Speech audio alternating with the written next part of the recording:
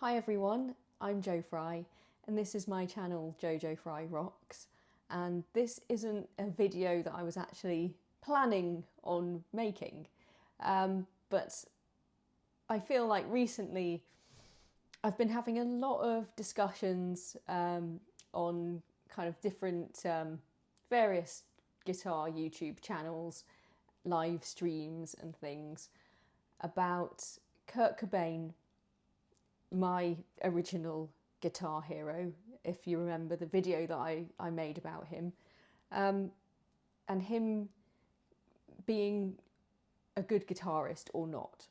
And I think when I did that video, I probably didn't focus quite enough, or I don't feel like I did justice to his actual technique, playing style, and really like the things, the details, I suppose, that make him unique as a guitarist, also as a musician, because I was really focusing on kind of what makes him my personal guitar hero. So a lot of those videos they're sort of mostly about the person, but they're also quite a lot about me. They're very personal. It's about what these people and their playing and their music means to me and has meant to me over the years, how they've inspired me, how they've influenced me personally. And so a lot of them are kind of stories about my life, my journey as a player, and how this person's music has sort of come into that and sort of inspired and influenced me. So I talked a lot about when I first kind of got into Nirvana as a kid, as a teenager at school in the early 90s. And I didn't really kind of say enough, I think, about his actual playing. And as I went through that sort of mini series of my top 5 guitar heroes, I did start to sort of focus a lot more on sort of bringing in the detail about some of the techniques, like of Richie Sambora, Jerry Cantrell and Slash. You know, it just kind of seemed like a more obvious thing to do in those videos. And the Kurt Cobain video was quite a lot shorter. Like all the other 4 guys got an hour and Kurt got barely 20 minutes. So if nothing else, I owe Kurt a good 40 to 45 minutes here. Like, I really think that I need to do him justice, and I don't think I quite nailed it in that video, really. That was just more about my personal feelings and my kind of tribute to him. But lately I have been hearing, as I say, I don't know why or for what reason it keeps coming up, but I kind of keep getting a lot of stick, I think, from, you know, not in a bad, not in a, you know, it's not really in a negative or kind of hostile way.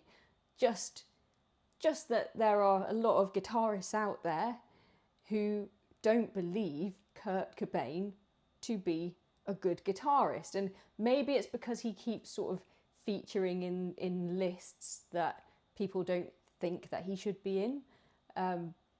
Whereas I 100% think that we absolutely should be putting him in those lists, in those categories, with the likes of Jimi Hendrix. I absolutely believe that that is correct. I don't think Taylor Swift should be in those lists, but this is not a video about that. That's a whole other issue.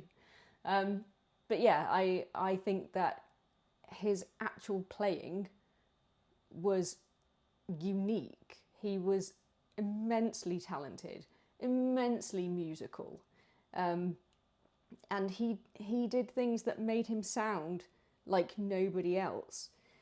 And a lot of people argue that, oh, it's because he was sloppy and he couldn't play properly. I don't think that's the case at all. We'll go into what I think he was doing, and why I think he was doing it. But I I don't think it was because he couldn't play the guitar. And, you know, when you see people who may be beginners or inexperienced guitarists, or even people who've been playing for some time but haven't sort of put a lot of effort into making progress, their playing will be maybe sloppy, and that's a criticism that's levelled at Kurt quite a lot. But it's inconsistent. So if you see, I don't know, kind of, when I was in bands at school, for example, you know, you'd see other kids in a band and they'd try to play something and it wouldn't sound like the thing they were trying to play, or they might nail it one time and not nail it the next time. And, you know, there would be no consistency in what they were doing. And certainly that's true of me. For example, like, sometimes I'm able to do things, sometimes I'm not. Like, I'll play something that I've been trying to play for about 30 years, and sometimes I'll nail it, sometimes I won't. Whereas I would argue that when you listen to Nirvana, when you look at their live performances, when you listen to the albums, he will be doing the same things in the same way, which means that those are deliberate choices that he's made as a player. Like, he has his own playing style and technique. So that doesn't say to me that he couldn't play or that he didn't know what he was doing. So we'll kind of get into all of that stuff, but I also want to explore how good he was as a musician, as a songwriter, as a singer. His vocals are incredible. He has got a really great voice, and some of the vocal harmonies, I mean, I think, you know, everyone now knows that Dave Grohl is a really good singer, but he certainly didn't get enough credit for that when he was in Nirvana at the time. But when you listen to their voices together, their vocal harmonies, it's another one of those partnerships where kind of 1 + 1 = 3. It's greater than the sum of its parts. And that's partially because they were both so precise as singers. They were so spot on in the notes that they were singing. You wouldn't be able to harmonise like that if you couldn't sing, if you were not musically talented and you didn't know what you were doing. So just to be in order to be able to, sorry, I'm getting overly excited. In order to be able to craft some of those melodies in the first place, so to come up with the melody lines, the vocal lines, and the hooks and the guitar parts in the first place, you need to know what you're doing. And some of those are incredibly sophisticated musically. And whether or not you like the likes of Rick Beato, Rhett Shull, these guys, you know, you can say what you like about them, but the indisputable fact, I think, is that they know about music and they know about guitar playing and songwriting. And there are a number of Rick Beato videos about the complexity and intricacy and sophistication of Nirvana songs. And Rhett Shull has got a video about why Kurt Cobain is actually a great guitar player. So I think there's a lot that a lot of people out there are kind of missing and maybe haven't considered and haven't thought about. So I'm going to delve into some of his guitar techniques, some of his kind of musical kind of abilities and vocal techniques and singing and stuff, because I'm equally into singing as much as I am into playing guitar. I'm not very good really at either of those things, Kurt Cobain was way better than I am at both of those things. And of course he was. And I tell you what as well, he's better than your mate Steve, who you keep saying can play guitar better than he can. But your mate Steve didn't write Smells Like Teen Spirit, did he? And I'll tell you how I know that, because your mate Steve is not the most famous singer, songwriter and guitarist of all time, right? so please, you know, stop telling me that your mate Steve can play guitar better than Kurt Cobain. I think where some of this kind of misconception comes from is the fact that it sounds simple, it sounds accessible, and in some ways it is, in some ways. And I've certainly said before, it was the first time that I wanted to grab an electric guitar. I wanted to learn that. I wanted to play it. It sounded like something I could do, as opposed to sort of listening to Van Halen or Guns N' Roses even. As much as I love Guns N' Roses and I love Slash, but I never, as a kid or a beginner guitarist, thought, oh yeah, I'm gonna go and get myself an electric guitar and be able to play that solo, you know, or from Sweet Child of Mine or the intro to Welcome to the Jungle. You know, they didn't sound easy. They didn't sound very accessible. They sound great, but they didn't sound like something that I could play. So they, you know, they sound kind of like songs you could learn quite easily. And that's a double-edged sword. It's kind of a blessing and a curse. Because yes, you can, but when you play them, or when your mate Steve plays them, they suck. Okay, I'm just gonna be completely honest with you.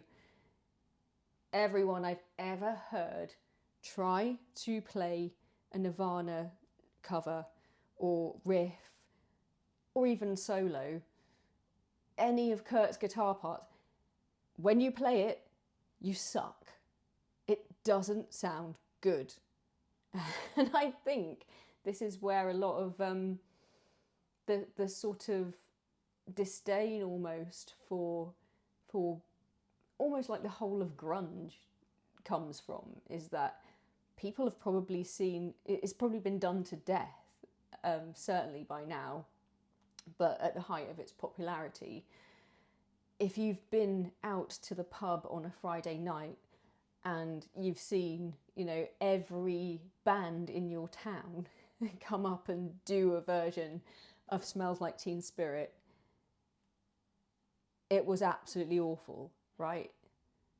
Like, have you ever seen or heard anyone do a good version of it? I haven't, okay? And what is interesting is that almost, unless you're a real fan and you've spent a long time delving into the exact way that Kurt plays, a lot of the time you're not going to be able to do it because it's not as obvious as you think it is. And so that Smells Like Teen Spirit riff, if you just play 4 straight power chords with down strokes, down strums, dun dun dun, chicka chicka dun dun, it isn't going to sound like anything like the track. It's not going to sound like Kurt. It's not going to sound like Smells Like Teen Spirit. And 99.9% of people listening to you are going to go, oh God, no, not this, please. And that includes me. And I myself, I've never really been able to properly nail it at all. And that's why I don't kind of play it now, because I played it so much as a kid. Things like Come As You Are, Heart-Shaped Box, all those riffs that sound really easy and I thought were really easy, and that my mum used to go, oh my God, no, not this again. Like, I totally get that because I sucked. And until you understand how to do what he's doing, that's just going to be where you're at and what it sounds like, and it's going to be the sort of thing that puts people off of it.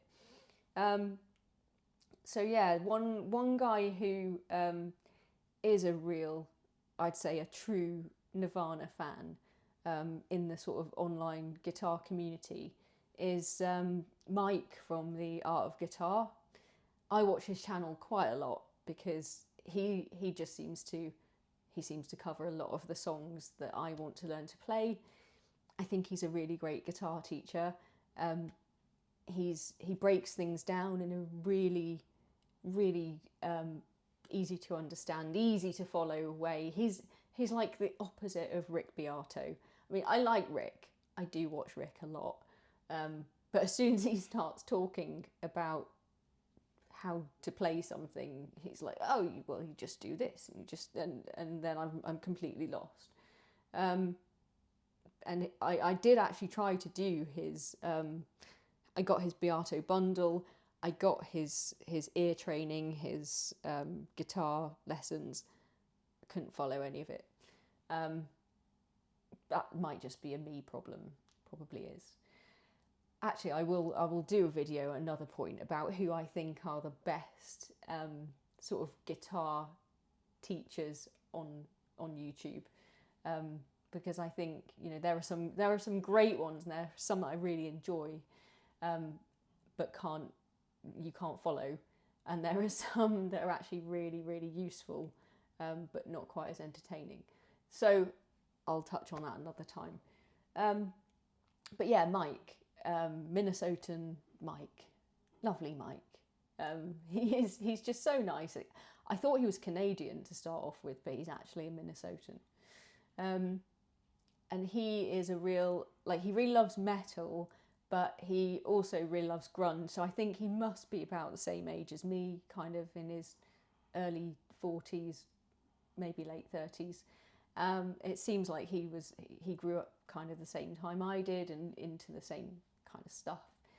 And he has done quite a lot of videos, as I say, about Nirvana songs, about Kurt's guitar techniques and guitar playing. So I'm going to lean quite heavily on some of the stuff that he's said, but I'll put the links in the description as always, because I'm not going to take credit for his work, but I think a lot of people might not have come across this because, you know, it's probably not something that just comes up in your feed.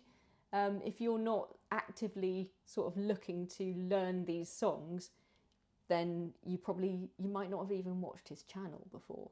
And he talks about a lot of other things as well, and he does like gig reviews and stuff. So I think he's definitely worth a sub. So I'm gonna kind of put the link so that you can go and have a look. But I'm gonna try and kind of summarise some of the things that he said about Kurt's playing. I'm gonna try to demonstrate some of those things as well myself, as best I can, because it's not easy. And I'm gonna actually show you that it isn't as easy as you might think it is. To sound, you know, accurate to the track, to the thing that Kurt is actually playing, and how he achieves some of his unique sonic identity. I know a lot of people, for example, know that Nirvana used pedals, and obviously sort of chorus and things come into it, distortion pedals come into it. But some of his sound, I mean, you've got to remember they were a 3-piece, okay? But they sound massive. The sound is huge. And in order to be able to achieve that without a second guitarist, don't forget he's the only guitarist in Nirvana. In order to be able to achieve the massive kind of wall of sound, it's not just that he used these pedals and, you know, Butch Vig layering up the guitar tracks on Nevermind, because they played these things live and it did sound epic live as well. There are some techniques that he used in order to make his guitar sound like that. So I think this is one of those actual kind of, you know, tone is in the fingers kind of situations where actually it wasn't the effects or the amps or even the particular guitars that he used, because he didn't use kind of really powerful, loud sounding guitars like a Les Paul or something. You know, he didn't use a roaring kind of 80s style super strat kind of thing. He played these kind of weedy Jaguars, Mustangs, sometimes a Squire, a Strat with a humbucker or something, whatever he could get his hands on really in a junk shop or something. But yeah, single coils were like his kind of choice in terms of sound of pickups. So making those sound huge, it isn't all just down to like the gear that he had, it's down to the techniques that he did. And you wouldn't know how to do that if you didn't know what you were doing.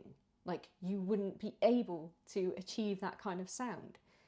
If you didn't know what you were doing, it would just sound flat and lifeless and lame, like the way it sounds when someone who doesn't know what they're doing plays something like Smells Like Teen Spirit or Come As You Are.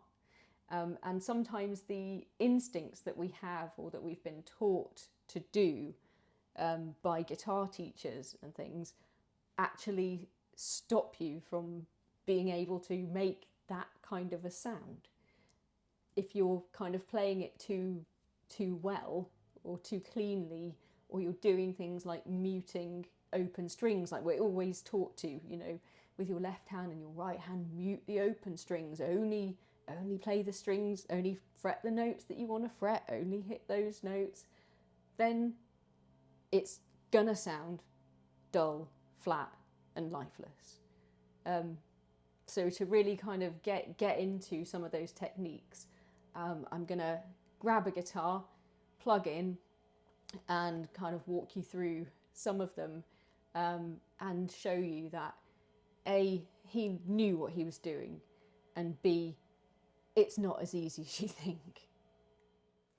In this section then, we're going to talk about Kurt's actual techniques. And I do believe that these were deliberate techniques that he used to create his own individual playing style and sound, and create the overall sound of Nirvana, and create some of the most gigantic hits that have ever been written. You know, these are some of the most popular songs of all time, and some of the most famous riffs of all time. So I'm taking quite a lot of the specifics about his technique from some of Mike at Art of Guitar's videos, which I'm going to link to in the description. But there are two in particular. One of those is called something like the 28 best guitar techniques of Kurt Cobain. And what sort of strikes me immediately about that is the fact that if you can pull out 28 different points about somebody's unique playing style and technique, then they're a good guitarist. You know, I think that kind of speaks for itself. But also, he did a video called The 7 Levels of Smells Like Teen Spirit. Now, I was one of those people who didn't realise, A, that it had 7 levels to it, and B, that I've been at kind of level 4 for about the last 30 years. I have been playing it wrong, you've been playing it wrong, your mate Steve has been playing it wrong, we've all been getting it wrong, okay? So I'm going to go through that one first, because it's quite an important point about his style, his technique, and also the fact that he's kind of used this. It's not just in Smells Like Teen Spirit. He's used this to create the sound of the whole kind of Nevermind album. There are other songs in lots of other kind of situations where he does this. So I think, just to row back a little bit, I think we don't all need to be too hard on ourselves, because if you are kind of the same age as me and Mike, we started playing this in the early 90s when it first came out. Smells Like Teen Spirit, that's the song that made me want to pick up an electric guitar in the first place, to learn that riff. And when I started out, I started trying to work it out by ear, I think, as probably most of us would have, because it's quite easy to hear what the root notes are. It's...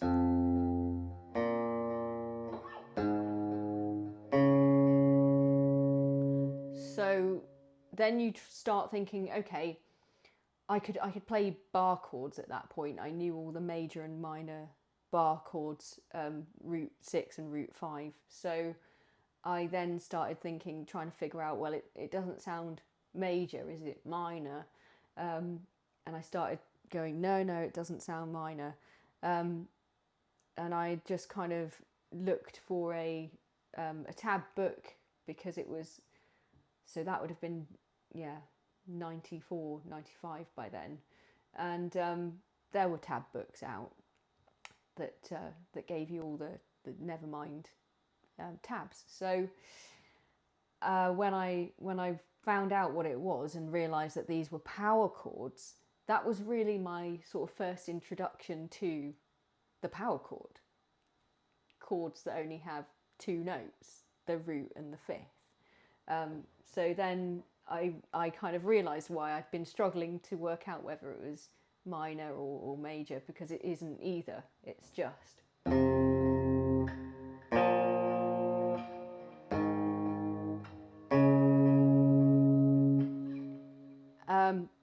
But it's not even that, but we'll get to that.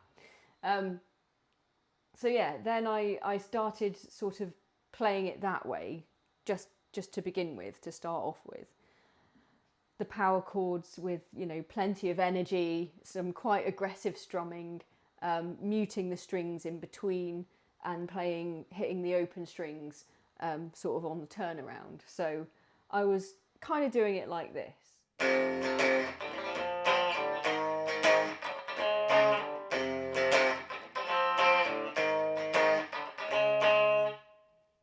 So yeah, it doesn't really sound like Smells Like Teen Spirit. Doesn't sound the way it sounds on the track. It doesn't sound the way that Kurt plays it. And a few years later, once we had access to the internet and you could go and look up Ultimate Guitar online, a lot of the tab would actually show that the power chords had a third note. So it was a 3-note power chord, which sounds just fuller, it fattens out, it kind of, it builds out that sound, and you're starting to get kind of closer to it.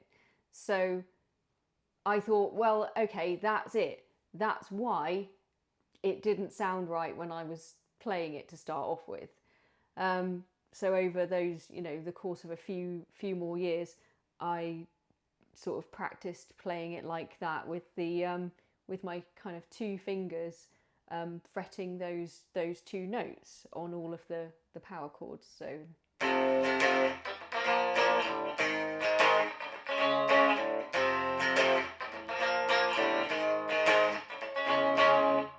And that sounded to me close enough, really. And I think probably for most of us, we feel like that's close enough, especially when you kind of get to the chorus. and you know, you kind of kick in with the distortion, so you kind of just have the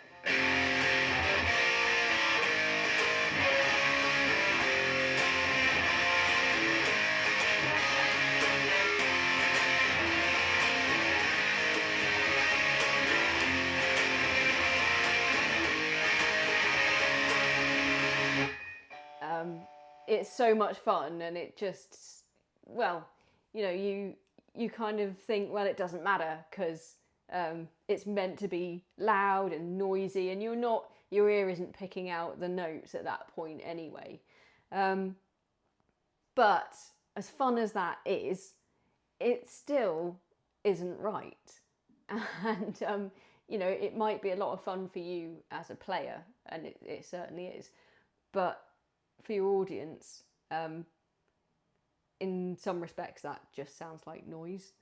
So it doesn't have the sort of slightly ominous, unresolved tonality that you actually hear on the track. Now, some of that is down to effects, some of that's down to production, granted. But live, when they played it, it still sounded like that. And the reason is because the way Kurt plays those power chords means that there's actually another note, and it turns it into the sus4 on at least two of them. So I'll show you what I mean. So where I was using kind of two fingers there to play that F5 power chord, he would actually bar those, he would hold down and fret those notes just with his third finger there. But what he would also do is fret this note. So what you got was, which is a completely different sound. That's the Nirvana sound. And I've heard more than one person actually refer to it online as the Cobain chord. So he does this, and also on the G sharp as well.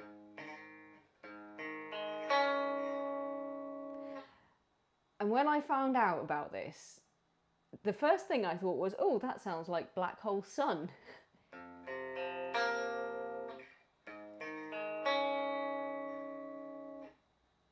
Wow, so that immediately sort of brings it into grunge world, I guess.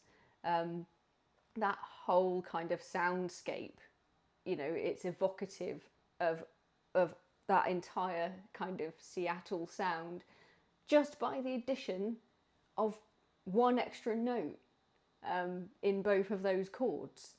So he's kind of, and it's quite difficult, I find it difficult to do, but he's kind of doing this.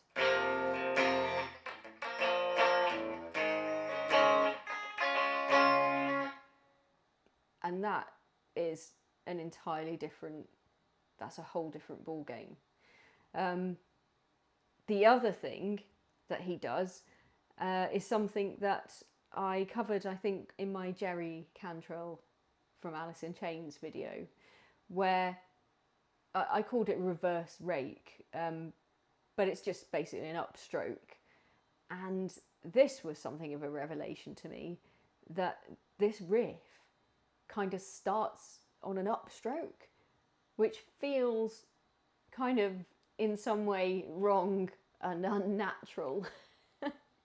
It certainly isn't, it doesn't feel like a natural, normal thing to do.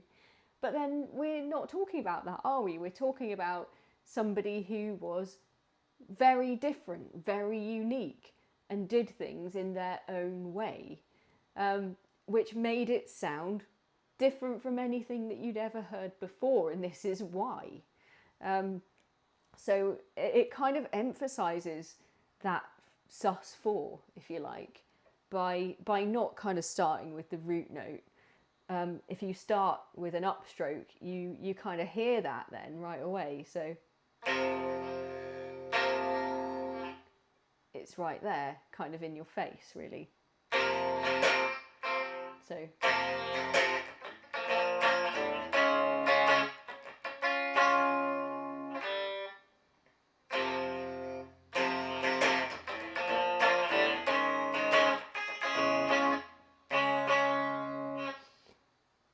I find that way more difficult, much more difficult to play than the way that I was doing it or have been doing it for maybe almost the last 30 years. But there you go. That's why when you play it, it doesn't sound right. When I was playing it, it didn't sound right either. Because he's not doing that. He's doing something different. And, you know, I'm going to have to try to get used to playing it the right way if I want it to sound at all anywhere near close to the track. But that's why Kurt is a better guitarist than me and you and your mate Steve. So that's kind of technique number one, I suppose, and it's a really important one because, as I said before, he does it like all throughout their songs, really. And I believe that this is something that he may have come across by accident. He may have come across it just by sort of trying to do that 3-note chord, but then actually hit that note and thought, oh, that gives it a completely different character. But then he does it consistently. So it's something that maybe he discovered it because he wasn't playing that chord properly, let's say.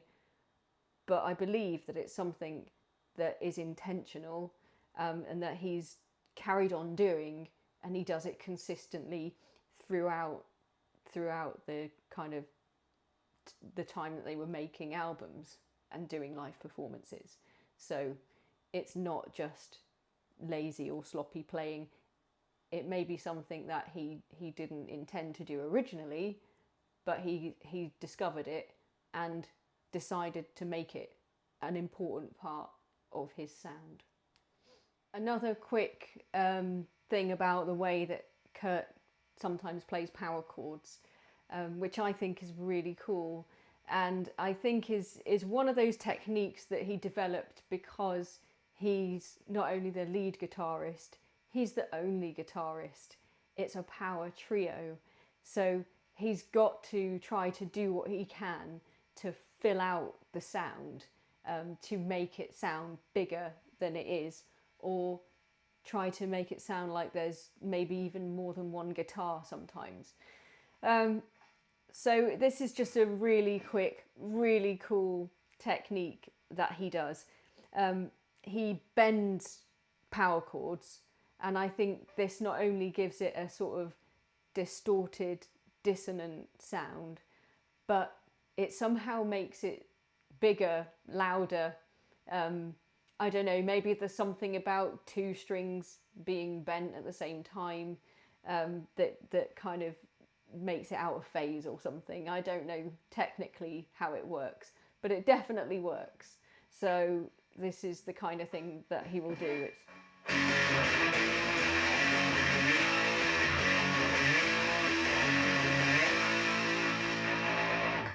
It's that. It's so crunchy and loud and cool.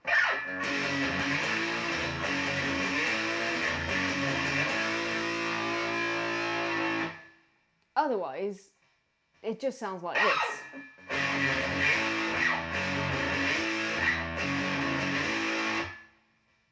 Which I think just, it doesn't have that thing that it has when Kurt does it. So that's a really cool technique that I think, you know, you can easily use that in any kind of situation where you've got those kind of power chords going on, and give it some more kind of body oomph and punk rock attitude. And I guess that kind of leads us into talking about the way that that Kurt uses bends in his playing, because it's a very non-traditional use of it, and this again is where he is original and unique and doesn't sound like anyone else. So, you know, most kind of rock guitarists, certainly up to this point, in sort of throughout the 70s and 80s, you know, bends are from the blues style of playing. They're, you know, they're kind of blues rock in terms of their lineage. When you look at someone like another one of my guitar heroes, like Richie Sambora, he uses bends an awful lot in his playing, and they are very sort of lyrical, emotional. You know, they'll place kind of like an emotional emphasis on a piece that he's on, a part that he's doing. And I guess you could probably say the same thing about Slash, in the way that he does his bends. But this is much more, this is a very different way of using it. It's to create, again, kind of a bigger sound, more noise, more sort of dissonance, I guess. In the same way that sort of Jerry Cantrell will do a bend that isn't precise, it isn't exact, and he will sort of overbend sometimes, and it will go a bit sharp to just create, again, that dissonance and that element of surprise, that thing that you weren't expecting, that piques your interest as a listener. It's kind of similar, but I think it's more around sort of creating a bigger sound and more noise, kind of like and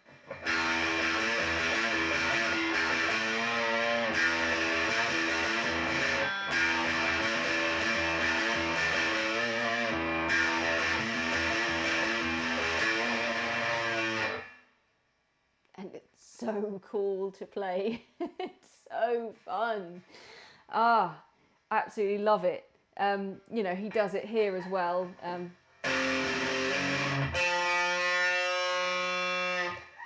I was obviously exaggerating there. It's not quite that exaggerated when he does it.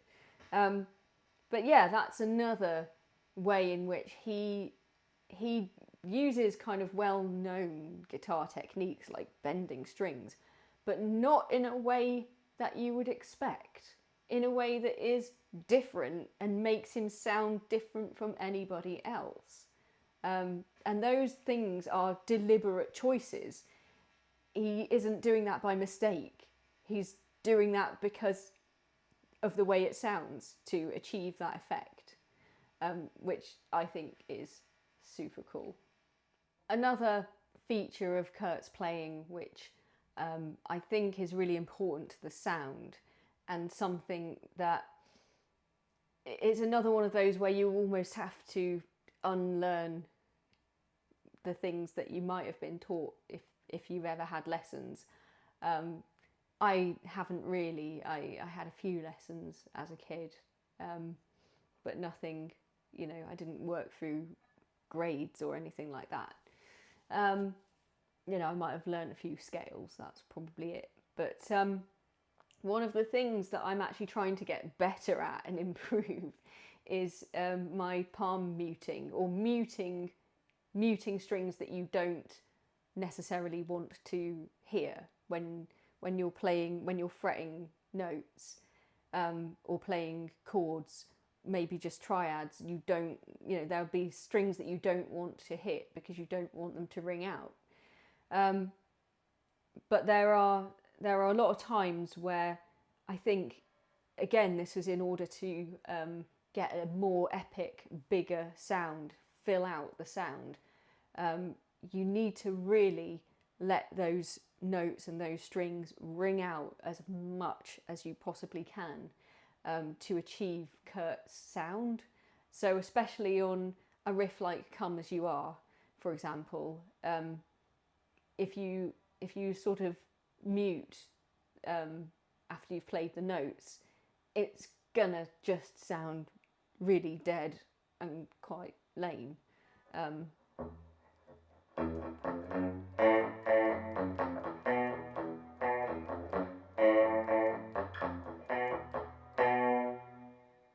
I mean, I probably haven't heard anyone ever play it like that, but you know what I mean. You need every note to still carry on ringing out as you're playing the next notes, really.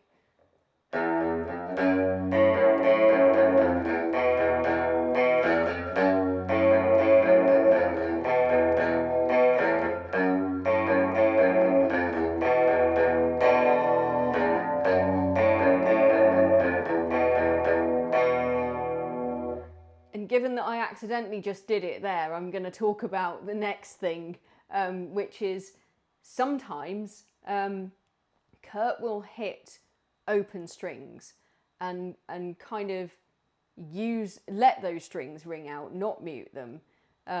Actually, not in Come As You Are, but he will actually do that purposefully to get a kind of open string pedal tone. So there are a few examples of this. I'm just going to go with Lithium because that's where I think it's quite obvious the way he's doing it.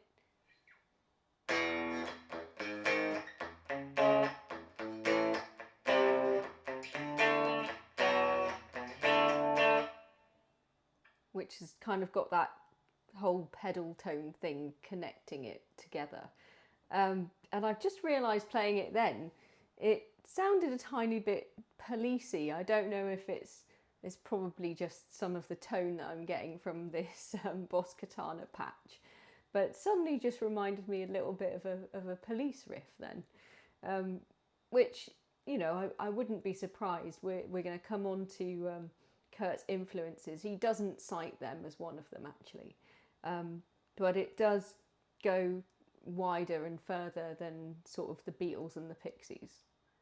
So finally, we're going to look at one of my favourite Nirvana songs, which is Heart-Shaped Box.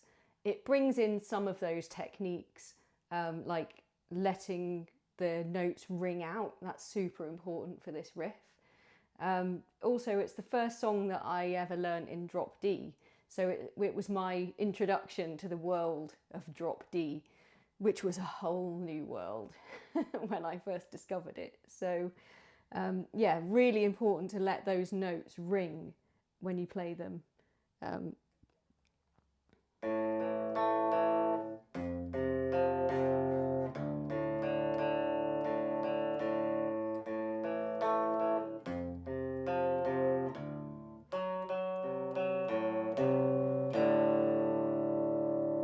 And you do want to kind of hit those strings together on that final bit of the riff. Again, it's just kind of filling up the space, I suppose, kind of creating a bigger sound. And then when you get to the chorus, you want to hit the fuzz pedal, if you have one, and throw in some of those sort of dissonant bends that they're not really bends, it's more kind of, well, they are bends, but you kind of hit the note first and then, so it kind of goes up at the end, like that.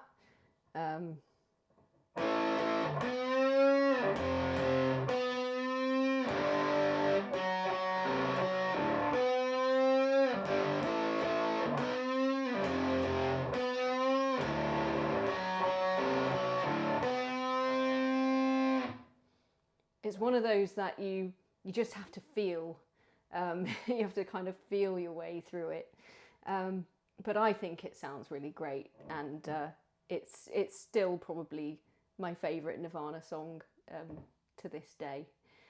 So that's it for the technique section. There are loads more. In that video, which Mike from The Art of Guitar did, you'll find a load more of them. But those are some of the ones that I think are the most important or coolest. And we're going to touch back on some of them anyway when we talk about in more detail about Kurt's kind of songwriting ability, the way he structures songs, so the way he uses kind of like minor third intervals, for example, in his chord progressions. So we're going to come back and talk about some of that more Rick Beato stuff. But this is kind of what I wanted to cover, I suppose, in terms of the way he plays and his playing style, the things that make him unique and make him stand out, and the way he does things differently from perhaps anyone else that I can think of. So those are the things that I've tried to kind of take on board, and I'm still trying to learn, and I'm still trying to nail that Smells Like Teen Spirit riff, and I absolutely admit that I still haven't. But there we are, and we're going to kind of talk again in a bit more detail about just his overall musical talent, his vocal ability, his songwriting, and his influences as well, because I think it takes incredible skill and sort of natural talent to be influenced and be able to absorb the things that you like about other bands and albums and songs that you've listened to, without letting too much of that seep into the things that you're creating, into the songs that you're writing. And I think, to me at least anyway, I mean, you can point to a couple of songs, maybe things like All Apologies, for example, where you can hear there's a distinct Beatles influence to that sound, but I don't really think it's that evident in much of their other work. You can hear that he's taken things like Bowie, and obviously the Pixies and Sonic Youth, but I think it's wider than that in terms of the things that influenced him. But he doesn't then just go on and copy those things. He's created something different and something new. But anyway, we're going to talk a little bit more about that in the next section. Just before we move on from talking about his actual guitar techniques, and discuss his sort of musical talent more broadly, I just want to touch on something that I really want to try to articulate. One of the things that really bothers me when people talk about Kurt's guitar playing, and that is that we seem to be applying some kind of double standard here. So when I was thinking about the other my other guitar heroes, when I was doing the sort of in-depth research and sort of demonstrating their techniques for my other videos, if you think about someone like Slash, who also has said before that he doesn't know music theory, he only had a few guitar lessons as a kid, he doesn't know all the scales and modes, but when he puts together a run of chromatic notes, for example, in a solo, people say he's created his own scale. It's the Slash scale. He's taken a blues scale and thrown in some chromatic notes, and that's now the Slash scale, and he's a genius. When Kurt uses chromatic notes, which he does a lot, I think in Rick Beato's video about In Bloom, he points out the fact that that song actually uses every note in Western music. Like, he uses all 12 notes. It's incredibly chromatic. It's very sophisticated, and very interesting, and yet sounds so simple. It's hard to believe actually that that's the case, but go and have a look at Rick's video. I'll put the link in the description here. But anyway, when Kurt does something like that in, let's say, the Mr. Mustache sort of crazy, chromatic, chaotic riff, ah, that's because he doesn't know what he's doing. He's doing that because he doesn't know how to play a proper scale or mode or something.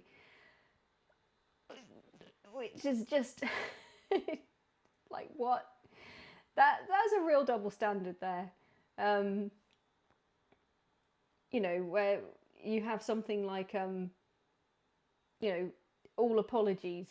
That's a Mixolydian riff, essentially. You don't sort of come up with those things on accident, or by accident is the proper term, but everyone says on accident these days. I'm going to be old woman shouting at clouds, aren't I? So yeah, it's a double standard. Jerry Cantrell, when he does a bend that goes sharp, he's doing that to be unique and different and add interest to his solos and create excitement in his solos. When Kurt does a bend and it doesn't hit the right pitch, it's because he's lazy and sloppy and doesn't know what he's doing.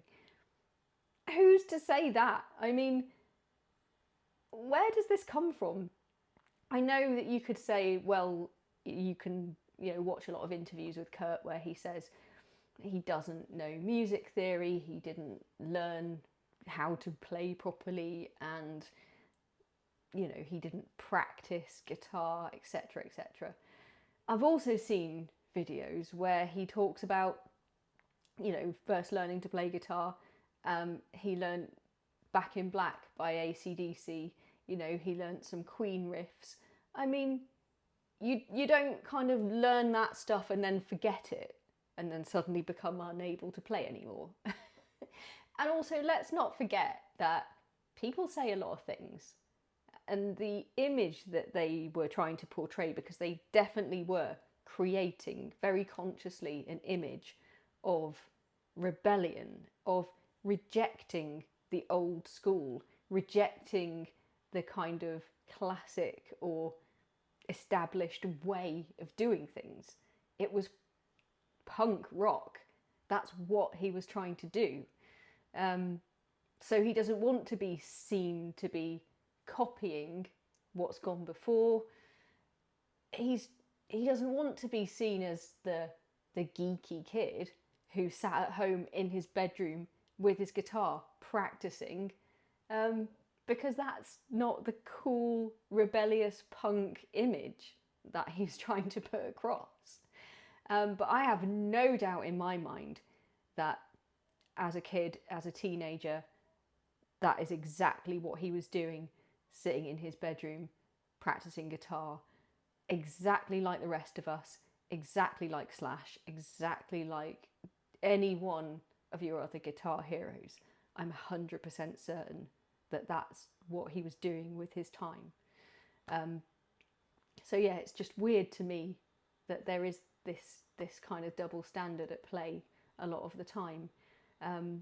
And, you know, a lot of what he is doing in his guitar playing is a deliberate kind of attempt to break with the established way of doing things, or the way that things had been done in the 70s and 80s. And it's the whole point of it.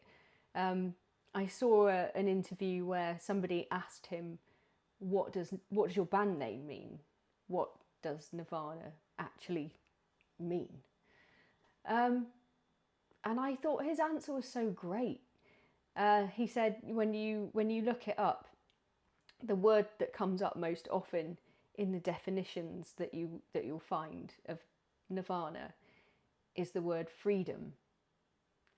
And for him, he said that it represented freedom to do things your own way, freedom from any constraints.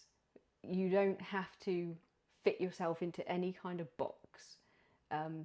You don't need to feel restricted by, you know, he said our music isn't actually a particular genre, a particular style. He didn't want to feel constrained by any of those sort of archetypal rules and the sort of narrow parameters of metal or rock or even punk. He didn't want to do things in a way that conformed to any particular set of rules within any particular style. He just wanted to do his own thing in his own way. And I think that he did that probably more successfully than any other guitarist that I can actually name. And so that's one of the reasons, one of the many reasons why I still say that Kurt is my number one guitar hero. And one of the reasons why I actually still miss him. So as well as actually being a very good guitar player and a unique and talented guitarist, I think Kurt's sort of musical talent and creativity were about much more than that, really.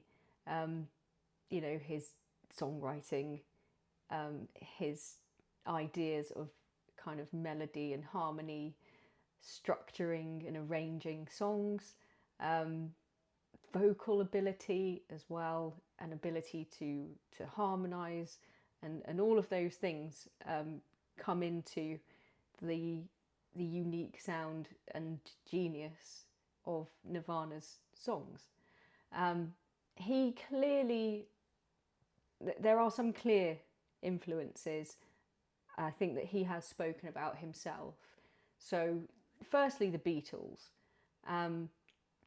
One of the things that that Dave Grohl has said that Kurt liked about the Beatles, why he was sort of attracted to them, was the apparent simplicity of their songs. Now, I touched on this, I've touched on this before a few times when I was talking about my Rickenbacker and kind of my love for the Beatles and trying to play their songs.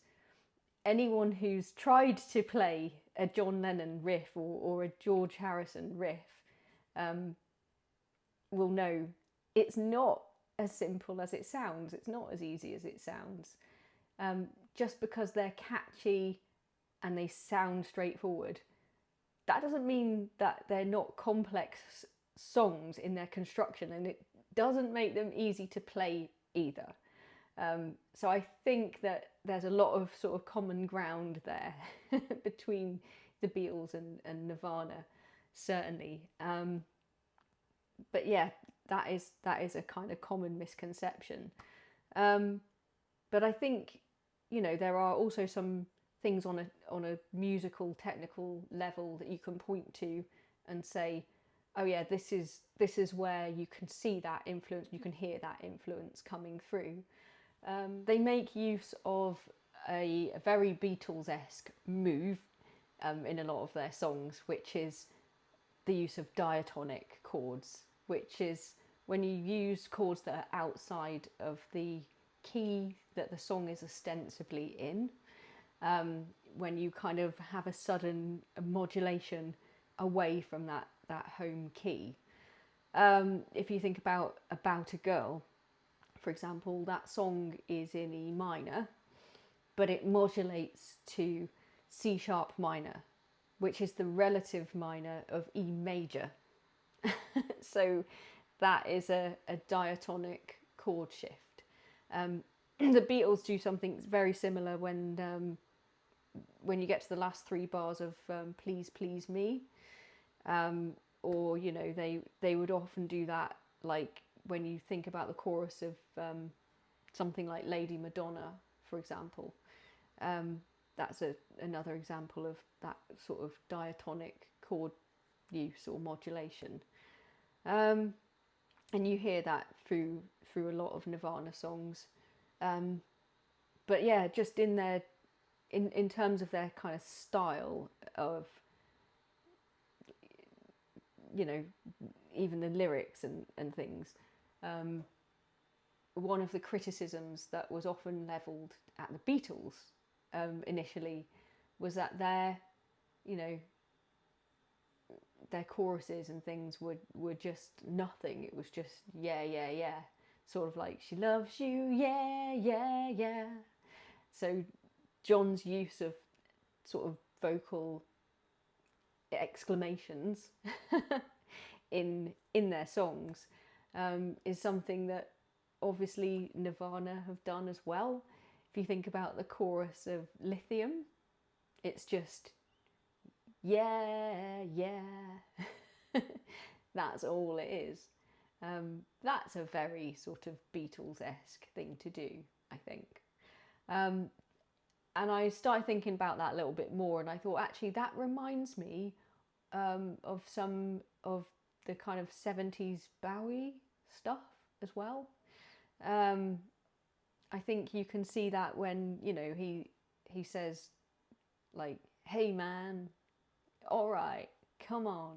You know, there's a lot of that sort of vocal inflection, I suppose, littered throughout Nirvana's songwriting. And he doesn't really kind of mention Bowie an awful lot in interviews, but I just think the very fact that he chose to play The Man Who Sold the World for that Nirvana Unplugged, that, you know, the most famous MTV Unplugged session, and the fact that he played it so well actually, and sang it superbly. I mean, it's a astonishingly good performance. I think that shows that he was a Bowie fan, because the way he sort of struggles to not exactly copy the vocal style, I think is a bit of a giveaway. So, you know, even though he's got a very strong and unique vocal style of his own, when he's covering a song that he loves, he's almost kind of slipping into doing an impression. And that is a really, it's something that's really difficult when you love an artist and you're covering their song. It's really hard to do it in your own style and not just copy the way that you know that it's supposed to sound. So yeah, I think that's quite telling. It's just a brilliant performance. So yeah, I think Bowie is quite an influence, and you can hear that in a lot of Nirvana songs as well. I think as far as kind of punk and new wave go, I would say it's more about the sort of format, if you like, or sort of overall style, rather than the actual musical substance of what they were doing, that he was kind of drawn to or attracted to. Again, coming back to this concept of musical freedom, that was what he was attracted to in punk and punk rock. But he wanted to get the vibe, you know. He I think it's well known that he actually disliked the final recording of Nevermind, the Butch Vig production. He felt that it was overproduced. It didn't have the vibe that he wanted. You know, he wanted that Pixies vibe from their album Surfer Rosa, and of course that was Steve Albini. So that's why they eventually ended up working with Steve Albini in for their album In Utero, and finally kind of managed to achieve that sound. But yeah, it was the ethos, it was the rawness, the kind of the energy of it that he wanted to capture, not necessarily the kind of musical structure and content. And that, I think, is a point of difference as well with the Beatles, because the way that Kurt would structure his songs is actually quite different. He didn't do kind of middle eights, bridges, you know. sort of intricate melody parts that would not necessarily anything to do with the verse or the chorus of a song. He didn't do those things. I would argue actually that this is something that they have more in common with a band like Bon Jovi, and this is where, you know, you can see what Kurt was doing when he said he wanted to write the greatest pop song ever. He did. Smells Like Teen Spirit. It is a pop song. He had this immense kind of intuition in terms of his like pop sensibilities. So you think about some of the Bon Jovi songs, which, let's face it, are mostly Desmond Child songs. Very famous songwriter. He kind of had this idea of like, don't bore us, get to the chorus, like put the chorus first, like front and center. So, you know, shot through the heart and you're to blame. Like, that's how You Give Love a Bad Name opens. And it wasn't exactly like that, but the thing that Kurt often does is just open with the first, the verse, the riff of the verse. So your ear gets used to the song. So that kind of leads you through the song, and that kind of gives you a flavour of what to expect, and it kind of draws you in and kind of leads you through the song. So you're straight there. You're not listening to a long-winded sort of intro or anything kind of intricate.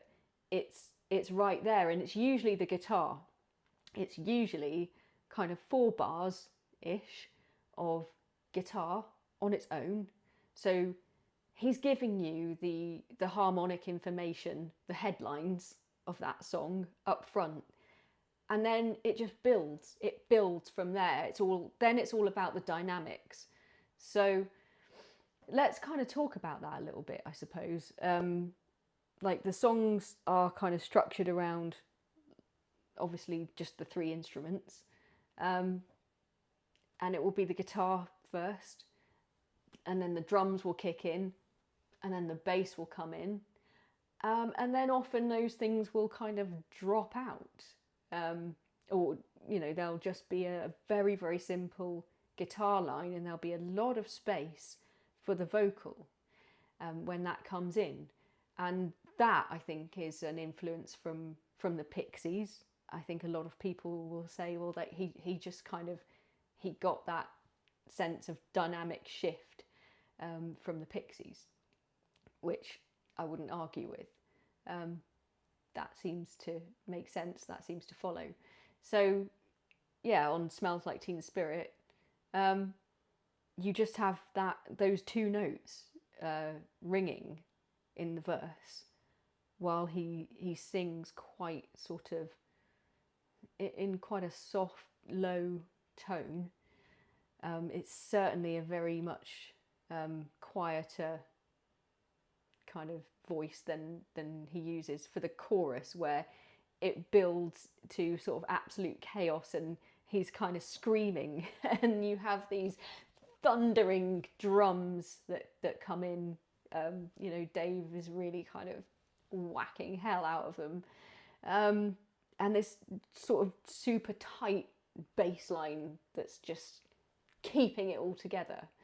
And it's just an amazing, you know, use of those kind of dynamic shifts that you know, sort of draw you in and then kind of hit you with the chorus.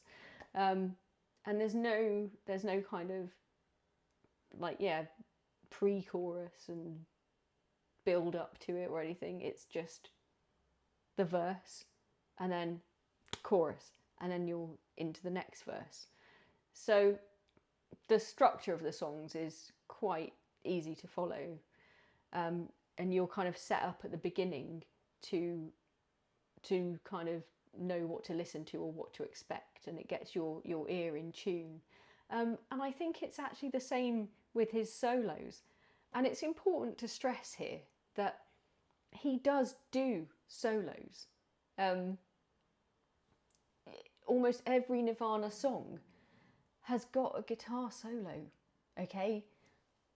Kurt Cobain in Nirvana did not kill the guitar solo, all right?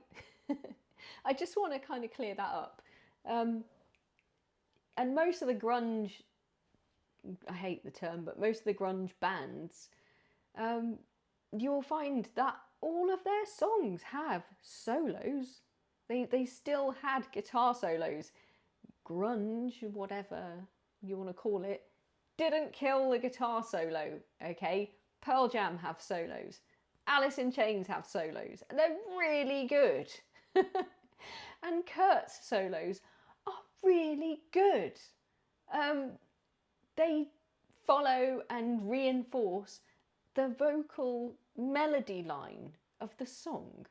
So they don't kind of go off on a tangent and do a load of things that have no real relevance to the song.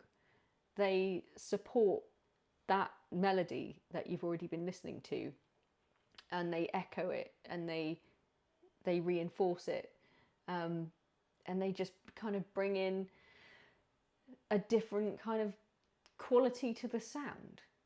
So they are part and parcel of Nirvana's songs. Guitar solos, they're still there.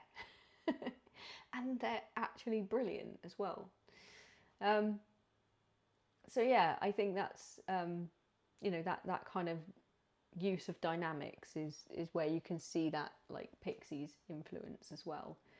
But I think you can also hear like arguably his earlier sort of metal influences. A lot of Nirvana riffs. If you watch Mike's video about the 28 best guitar techniques, he says that, a game I sometimes play with my friends who like metal is, guess who wrote this riff? Was it Nirvana or was it Slayer? And then he'll play a Nirvana riff and they'll all think that it was Slayer. He's a good guitarist, Kurt. He plays these very, very heavy riffs that I think you can see are inspired by sort of Black Sabbath, like they all were, like they all grew up in the 70s listening to this stuff. And just because, he didn't do the thing that Alice in Chains did, where they actually had started out as a glam rock band, playing kind of covers of Poison songs and hair metal and stuff. Kurt didn't do that. He didn't come from that background, but it's unavoidable, it's inescapable. He still grew up at that time, and that was the music that was popular at that time, and he did kind of like it. It was just the later sort of 80s stuff that was starting to become really, really samey all the time, with a lot of this sort of virtuoso style playing. He just found that too self-indulgent and vapid, I suppose, and wanted to do something that was a complete break with those things. So I think, another way in which you can hear some of those influences, such as the Beatles, is on his kind of vocal style and his ability to harmonize. And I kind of feel like I get this because I grew up listening to the Beatles. Now, I've never had any vocal training at all. I had a little bit of coaching about 10 years ago, just in terms of technique, as in sort of breathing and supporting the voice and stuff. But I've never been taught how to sing, you know, how to pitch a note or anything like that. But that's something that as long as your ear is in tune, as long as you have a good ear naturally, I guess, it almost sort of comes naturally to you. And especially if you've grown up listening to music that has sort of, a lot of the time, 4-part vocal harmonies, you'll be able to do it almost instinctively. And I think Kurt could do that. So I think he knew how to kind of build those harmonies. And obviously Dave Grohl is, at that point, was massively underrated in terms of his vocal ability as well. And the way their voices blend together just creates this incredible sound that is so much better than just kind of one of them or the other of them on their own. So they could do that live. They could harmonize, and one of my favorite examples of that is In Bloom, actually, the chorus of In Bloom. And I always like to sing along to the harmony of that, because that's just a really sort of interesting interval, I think. And things like that always, I think, stand out amongst kind of your other run-of-the-mill kind of rock songs. So yeah, I think, we need to appreciate that he may not have had a musical education as such, but he still was able to do incredibly complex musical things. So, the way in which he uses chord progressions, for example, there are a couple of things that if you truly, really and truly didn't know what you were doing, I don't think you'd have been able to do or pull off. So the way in which he uses the melody line to actually establish the connection between the chords in a particular progression, it's almost the opposite of what you would normally do, right? So you normally, you would kind of use a chord progression underneath a melody to kind of bring all the notes in the melody line together. You use the chord progression as the glue to do that. He sort of does it the other way. He'll have a kind of slightly odd chord progression where he'll use things, as we've said before, like diatonic chords or power chords. So you don't know the tonality of them, major or minor, for example, until you have a melody that then connects it together. And the notes that he hits in the melody line will either be, a third or a flat fifth, or something that gives you more of that picture, more of that harmonic information that you need to establish sort of the key of the song or the tonality of the song. And I don't think you would really be able to do that if you truly didn't have any kind of clue what you were actually doing. So I think he absolutely did. You could argue that the chord progressions where he uses the sort of minor third interval, that is just moving a shape. It's moving a chord shape up or down by kind of 3 frets. I suppose you could argue that you can do that quite easily on a guitar, therefore he could just be hitting, chords that sound good to him. But yeah, maybe. But still, I think that there's more purpose to it than that. And just kind of, I just feel that that doesn't really explain how the songs are so good. Again, like, these songs were not created, I don't believe that these songs were created by accident.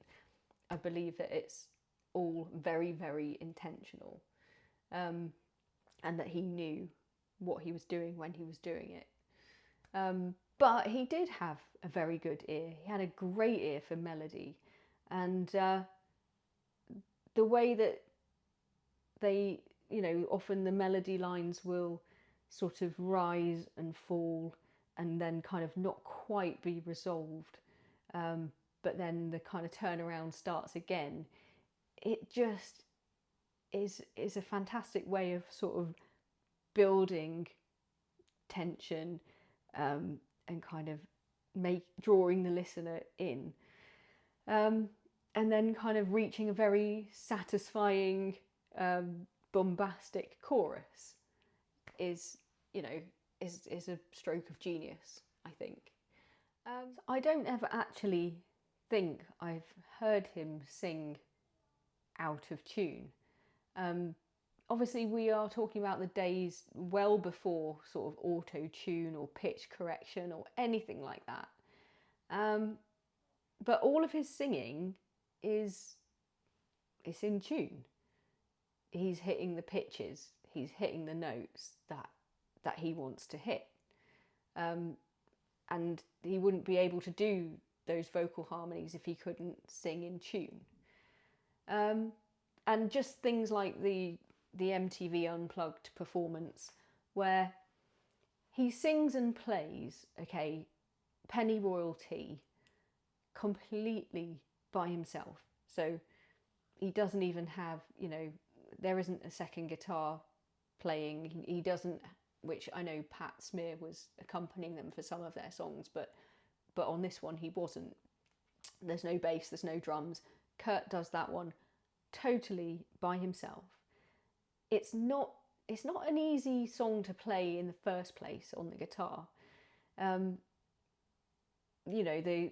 riff and the melody, they're sort of counterpoints to each other. So what he's playing is going slightly against what he's singing. That's really hard. That's so hard. That's one I absolutely can't do. It's similar to Come As You Are, actually. I find that I struggle to sing Come As You Are and play the riff at the same time. They just counteract each other, so you're not sort of intuitively following what you're playing on the guitar, because you're not just kind of strumming chords and singing along. So yeah, he did that completely by himself, and it was awesome. It was really, really awesome. That whole set is awesome. Please go and watch it before you sort of say that Kurt can't play or he's not a good musician or a good guitarist. Just watch it. I guarantee your mate Steve will never in his life give a performance like Kurt Cobain on MTV Unplugged, okay? Just not going to happen. and neither will I, frankly. But yeah, his vocal ability, he kind of sings like softer and lower where he wants to or needs to. He's got a very nice kind of clean tone, actually. And if you listen to some of the backing vocals, you can hear that higher, sort of purer head voice tone as well. I've been looking at some of the isolated vocals from Nevermind. Lots of YouTubers will kind of demonstrate these, so lots of vocal coaches in particular. And yeah, he's actually got a very, very nice kind of head voice tone.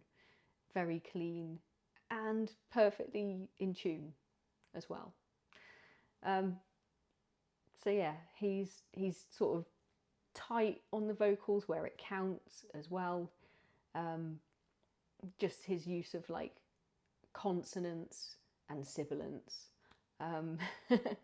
like the chorus hooks, they cut off at exactly the right point, rhythmically as well.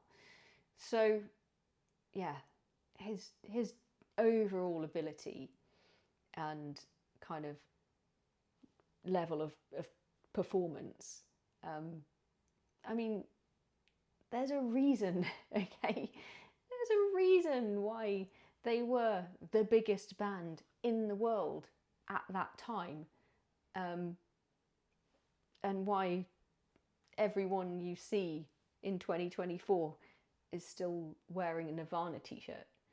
And I feel like I kind of have to say that we're talking about someone here who didn't come from a particularly well-off background. I know everyone says they're a Seattle band, but he didn't come from Seattle. He was from Aberdeen, Washington, which in the early 90s was very much kind of a logging town. The weather famously in that area is not great. There's quite a high incidence, or at least at that time there was, of alcoholism. You know, he kind of grew up against this backdrop of like recession, depression, and you know, his parents broke up, I think, when he was about 8. A lot of people have said that he kind of internalized that, like a lot of children do, sort of blame themselves for it. And you know, he definitely had mental health issues. He was diagnosed ADHD, but you know, in the early 70s and 80s, I don't think people really understood that very well, or knew what to do with it. He was prescribed Ritalin from an early age, you know, trying to kind of medicate it away, rather than actually be given proper help. And it's just kind of awful. I've listened to some sort of recordings where Kurt's talked about his childhood and growing up and the way that these things affected him. And it's clear, you know, he lacked a lot of parental affection, guidance. He was isolated and alienated. You know, he was a really disaffected kid. He didn't have that many friends.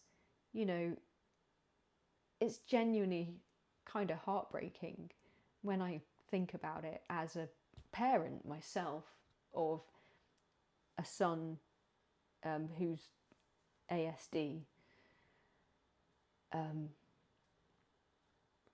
Yeah, I actually get quite upset thinking about it. You can hear, you can feel how unloved he was as a kid. And so he obviously had a lot of issues, and that led to his kind of substance abuse, which is obviously well documented. But despite all of that, look at what he achieved, look at what he did. He changed music. He created something that nobody had heard before. And it was amazing. And it was wildly, wildly successful for all the reasons that I've talked about in this video and in my previous video. As I've said before, Kurt Cobain is my #1 original guitar hero. He absolutely is a great guitarist, a great player, and he completely deserves his place on any of those stupid lists of guitar players, guitar heroes, which he would have absolutely hated anyway. The idea of seeing it as some sort of competition would have just been absolute, complete anathema to him, total rubbish. And I think that's probably the best attitude to take on these things, because he's not just my #1 guitar hero, he's also my musical hero in the same way that he idolised John Lennon. I think that he is on the same level, absolutely. He and Nirvana changed music the same way that the Beatles changed music. It's a kind of once in a lifetime, once in a generation thing. And there certainly hasn't been anyone ever since then that's come along and written a song like Smells Like Teen Spirit that has had anything like the same impact. And I don't believe at this stage that there ever will be, ever again. I think perhaps Kurt was the last truly, truly great musical genius. Certainly that I will see in my lifetime anyway. And so, yeah, he is definitely a better guitarist than your mate Steve. And if you still don't get that, I'm really sorry. I don't think I can help you. But thanks for watching. Okay, see you next time.